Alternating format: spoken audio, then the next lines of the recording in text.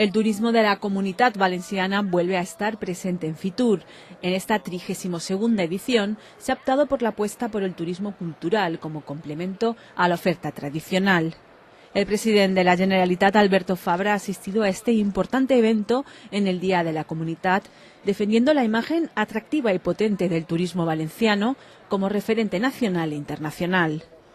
Hoy venimos aquí a permitir que todo el mundo no solo nos vea, sino que nos toque, que sepa qué es la Comunidad Valenciana, cuáles son todas aquellas cuestiones que podemos ofrecer a cualquier turista que venga de fuera y que luego decirle que el que viene repite, porque la Comunidad Valenciana engancha. El jefe del Consell ha recordado que este sector supone el 12,8% del PIB y el 13% de la ocupación.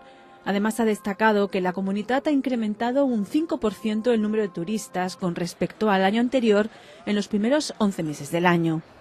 Hemos conseguido desestacionalizar del turismo. Somos líderes a nivel nacional en cuanto a turismo de interior, a turismo de otros alojamientos como campings y también en cuanto a turismo de belleza y salud. Somos una referencia a nivel nacional e internacional. Una edición en la que también se ha apostado por la promoción de productos gastronómicos con denominación de origen. Javea, Gandía y Benidorm mantienen su stand y un total de 87 municipios están representados a través de sus patronatos provinciales. Un esfuerzo del sector turístico por seguir creciendo gracias al trabajo conjunto de todos los municipios, mancomunidades y diputaciones para ofrecer la mejor imagen de nuestro territorio.